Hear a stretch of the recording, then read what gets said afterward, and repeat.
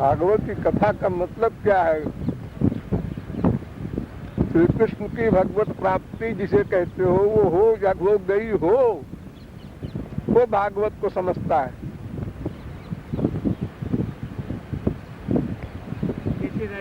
ऐसे तो तुम भी भागवत कथा पढ़ सकते हो, बोल सकते हो, क्या इसमें धरा है? अरे वो सुख सागर है ना हिंदी में, बोलते जाओ, हो गई भागवत पे हो।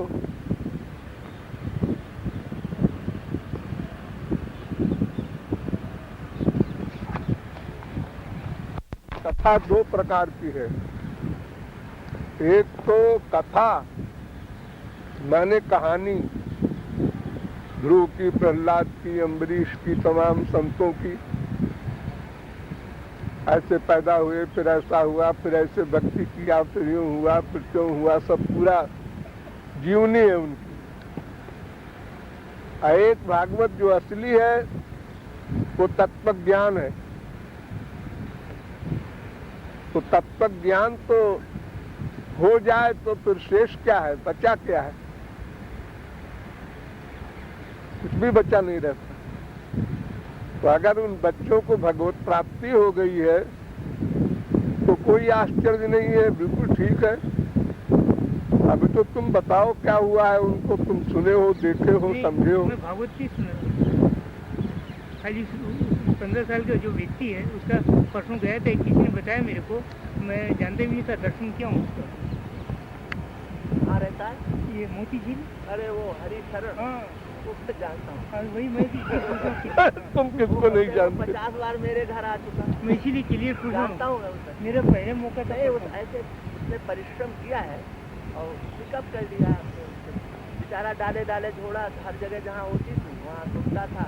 व्याकरण का ज्ञान भी ठीक उसको नहीं है, मगर हाँ परिश्रमी बालक है, पिकअप कर लिया और अच्छा करता है। कथा भाग तो इस समय भी किसी कोई परिषद हो सकता है आज के युग में? परिषद जी महाराज को मुक्ति हो गई थी भागवत सुनकर। सुखदेव जी ने सुनाया परीक्षित जी को मुक्ति हो गई थी, तो इस समय भी परीक्षित को तो मुक्ति हो गई थी माँ के पेटे में। नहीं, फिर भागवत सुनाया ना सुखदेव जी ने। तो श्राप के लिए सुनाया है, आपके लिए। हाँ मुक्ति उक्ति तो उनकी पहले से है। हाँ जब ब्रह्मास्त्र मारा गया था तो श्री कृष्ण ने बचाया था, तो श्री कृष्ण का दर्शन हुआ था गर्भ में।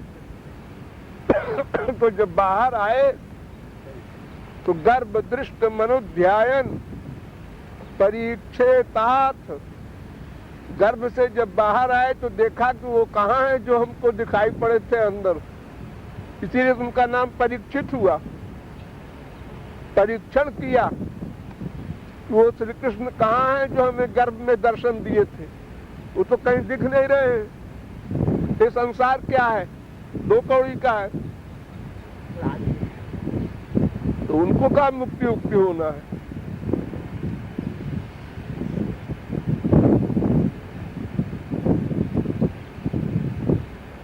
कथा वाचक भी जीवन मुक्त, श्रोता भी जीवन मुक्त। वो तो जीव कल्याण के लिए, हम लोगों के लिए कथा हुई है, परीक्षित के लिए थोड़ी हुई है कोई।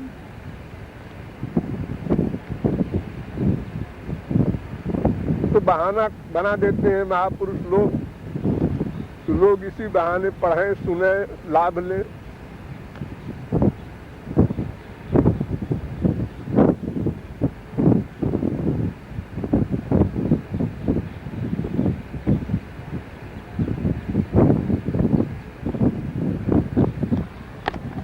वो माया से मुक्ति नहीं है, वो शाप से मुक्ति है।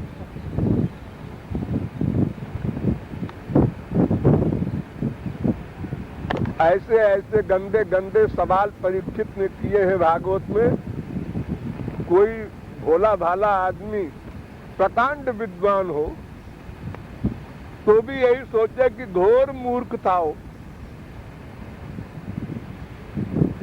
जो उसने सवाल किया है कि भगवान ने पर स्त्रियों के साथ रमण किया, ये वेद के कर्ता वक्ता विरक्षिता सकथम धर्म सेतु नाम प्रतीपमाचरत, ये गलत काम क्यों किया? ये परीक्षित सवाल कर रहा है सुखदेव परमहंस, जो कि घोर मूर्ख भी नहीं करेगा ये सवाल कि भगवान पाप पुण्य से परे है, उसका पराया कौन है? जिस गोपी के साथ वो रमण कर रहा है उस गोपी की जीवात्मा भी उसी का अंश है।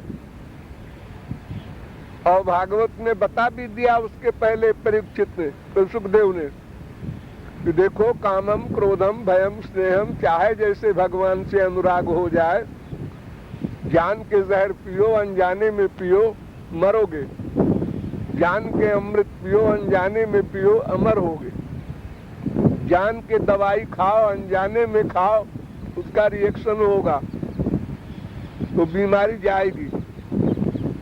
और फिर भी सवाल किया दोबारा परीक्षित ने, तो ये इसलिए करवाया गया सवाल जानबूझ के कि मनुष्यों का दिमाग यहीं पर खराब होगा, इसको फिर से पक्का करो। महापुरुष और भगवान की चाल कौन समझ सकता है? भोले भाले लोग तो सीधा सीधा अर्थ लगाएंगे अपना।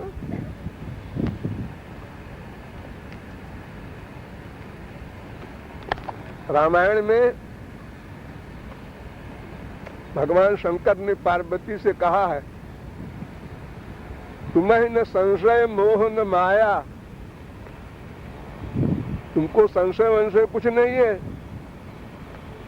तदपि आशंका कीने उजोई, तो कहा तो सुनत सब कर ही तो होई।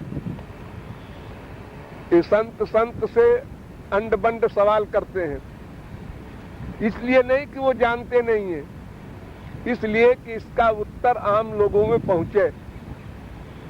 जो सवाल घोर संसारी तार्किक कर सकता है वो सवाल संत लोग करते हैं। रामायण में, गीता में, भागवत में सब जगह यही प्रकरण है, श्रोता के लिए थोड़ा ही है।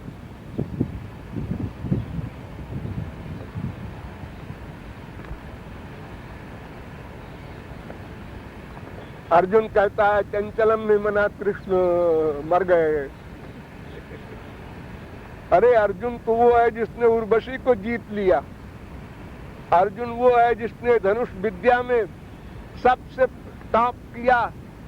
एक पक्षी की आंख के अंदर की पुतली को ही देख रहा था जब नीचे से बाण मारा, और कोई पास नहीं हुआ, विद्यार्थी वही पास हुआ।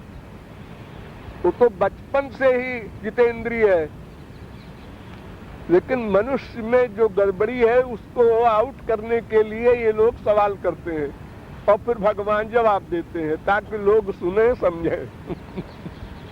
ये सब बारीक बातें हैं, ये खोपड़ी में नहीं आ सकती सेठों की। हाँ?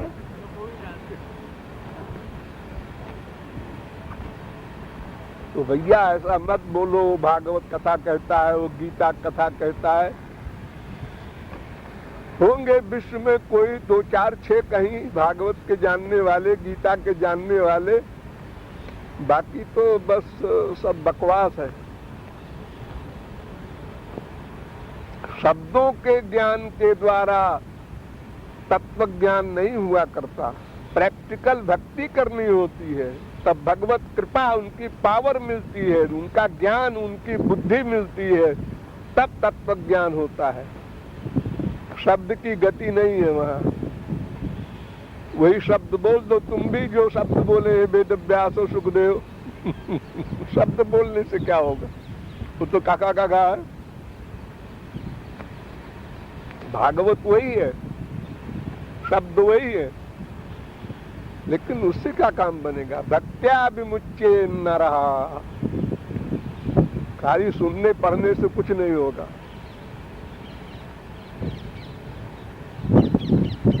किसी भागवत के पंडित से पूछो कि क्यों जी भागवत सुनने से मोक्ष मिलता है, आप कहते हैं वो भागवत में ही लिखा है कि तच्छृण्वन् विपठन् विचारण परो भक्त्या विमुच्य नरः। पढ़ो सुनो फिर तत्व ज्ञान प्राप्त करो गुरु से, फिर भक्ति करो, तब विमुच्येत, तब माया से परे होने की आशा करो। माया से परे होने के लिए बिना भक्ति के कोई मार्ग ही नहीं विश्व में। पढ़ना लिखना तो मामूली बात है, घोर तपश्चर्या करने वाले करोड़ों युग वो भी माया को नहीं पार कर सके। विश्वामित्र वगैरह वशिष्ठ की हत्या करने पहुंच गए।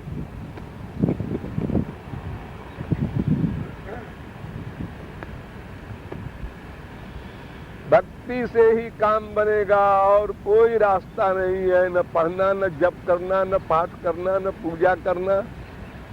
ठीक है, नथिंग से समथिंग अच्छा है, बुराई मत करो।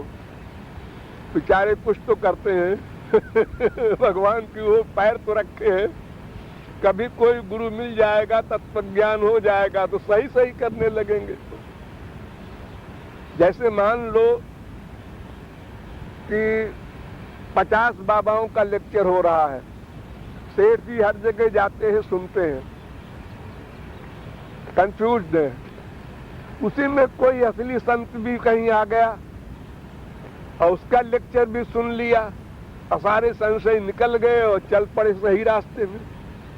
और जो जाएंगे ही नहीं सुनने तो नकली के डर के मारे असली से भी वंचित हो जाएंगे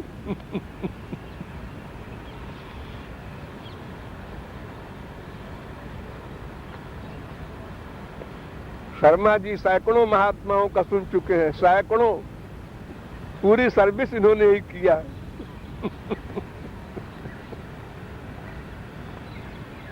कितने पहाड़ों की कंदरा में कोई हो वहां पहुंच जाए।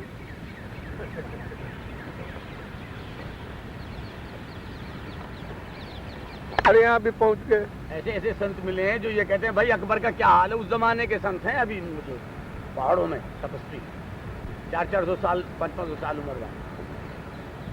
गोमुख से ऊपर तपोवन से जो बद्रीनाथ को रास्ता जाता है वहाँ 2-4 हैं।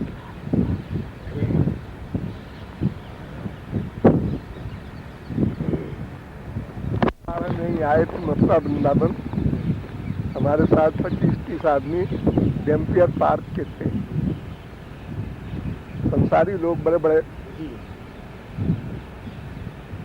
तो वृंदावन में आते ही कुछ तबीयत खराब हुई तो चक्कर वक्कर आया। तो टांगे वाले खड़े थे, तो बाद में बताया हमको उन लोगों ने कि ऐसा टांगे वाले बोल रहे थे कि सालों को हजम नहीं होती थी, इतनी पीते क्यों होती। वो क्या जाना था एक चाबी रखी है। गाली देके। तो एक उसमें सिविल सर्जन थे, श्री साहचरी के क्या लगते थे, मामा इनके, प्रहलाद नारायण। कहे महाराज जी मेरे तो मन हुआ एक क्या पढ़ दूं। तो आज तुमने अधिक पी ली है, शनाब शनाब बोल रहे हो, इसलिए उसको कोई माइंड नहीं करेगा। जब आप हमारे यहाँ पहले मेरठ में खाना खाने आए और खाना खा के जरा चारपाई पर लेटे ही थे कि आपको कुछ हो गया ऐसे ही जैसे कुछ पी ली हो, तो हमारी बहन थी वो कहने की भैया ये क्या बवाल पाल लिया तने, इन्हें तो मिर्गी का दौरा पड़े। मैंने कहा दौरा, फिर कहे कि वो कुछ लगता खाने में कुछ जहरीली चीज पड़ गई कुछ के लिए। अरे मैंने आज मैंने एक ही टेबल पे बैठ के साथ खाना खाया, एक हाथ परस परस के सबने खाया, इन्हीं पे मैंने कुछ जहर का सारा बलिया था क्या। बड़ी देर समझ में उसको समझ सब जाए बेचारी गाँव का रोजा, कहाँ का रोजा नमाज कैसी, कहाँ का रोजा नमाज कैसी, किसी के मैं इंतजार में हूँ। कहाँ का रोजा नमाज कैसी, किसी के मैं इंतजार में हूँ। नजर से नजर से जो मैं पिलाई साकी, उसी के अब तक खुमार में हूँ।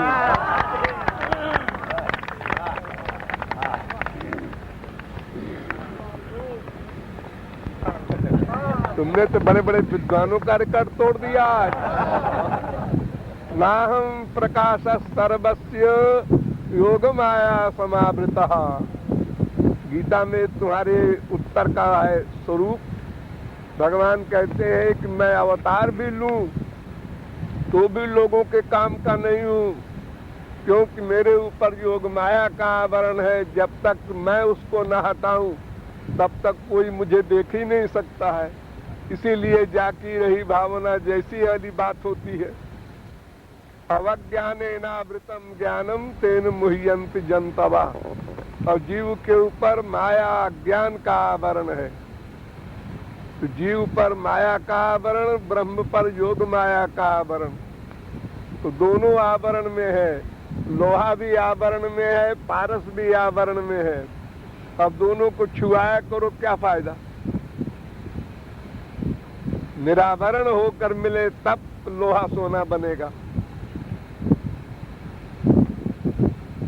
भक्ति करे, क्या करे, जागा करे, कुछ भी किया करे, उससे क्या होता है। इधर बैठ जाओ तुम लोग।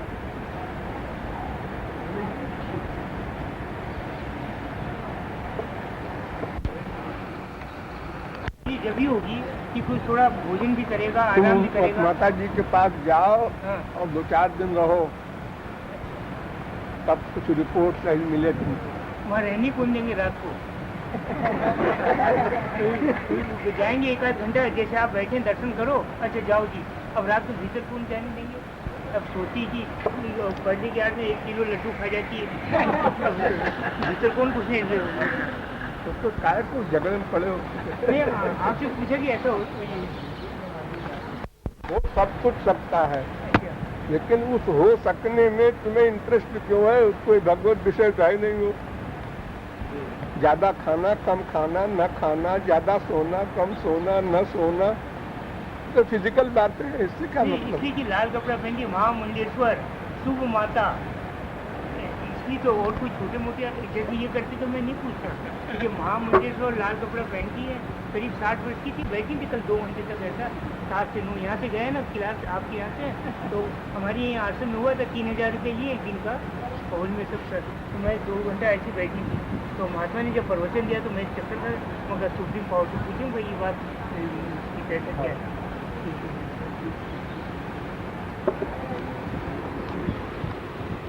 लो अपना गुरु बना लो, खाने पीने की जरूरत नहीं पड़ेगी। नहीं, गुरु तो अपना गुरु तो स्वामी सदगुरु तो एक होते हैं, गुरु सभी होते हैं। एक कैसे होते हैं? 1000 गुरु कर सकते हो। सदगुरु सदगुरु हो चाहे वो कोई गुरु हो।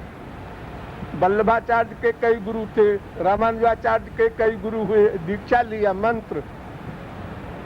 ये किसने कहा तुमसे कि एक गुरु होना चाहिए? तो ऐसे गुरु से मेरी श्रद्धा ही नहीं, जो सोती नहीं, खाती नहीं। हमें क्या बताओ? तुम्हारे गुरु 1 महीना भी रहे बिना खाए? खूब खाते थे। फिर तो खूब खाते थे। तो फिर इतने बड़े गुरु मिल रहे हैं और गुरु नहीं बना रहे हो तुम? क्यों कर रहे हो?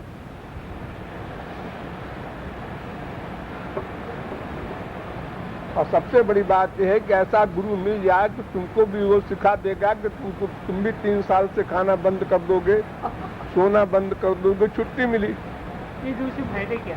फायदा ये हुआ ना कि खाने का प्रबंध नहीं करना पड़ेगा। अरे 4-6 घंटे खराब होता है ना। बाजार से सामान लाओ या बनवाओ, खाओ, फिर भूख लगे, फिर चिंतन हो उसका, सबसे छुट्टी मिलेगी। तो मेरे को विश्वास नहीं होता। भजन कर सकोगे अच्छी तरह। तो विश्वास नहीं है तो बातें खत्म हो गई, झगड़ा। रास्ता बताइए सर। उसका चिंतन क्यों किया इतना कल से? अरे भगवान का चिंतन करो, उसका चिंतन काहे को कर रहे हो लगातार? वैसा गुरु जी हमारे 3 साल से नहीं खाया, 3 साल से नहीं खाया, सोए नहीं, है नहीं और सोए नहीं। जो आके न जाए वो तेरा ख्याल है। जो आके न जाए वो तेरा ख्याल है। जो जाके न आए वो तेरी मिसाल है। वाह वाह वाह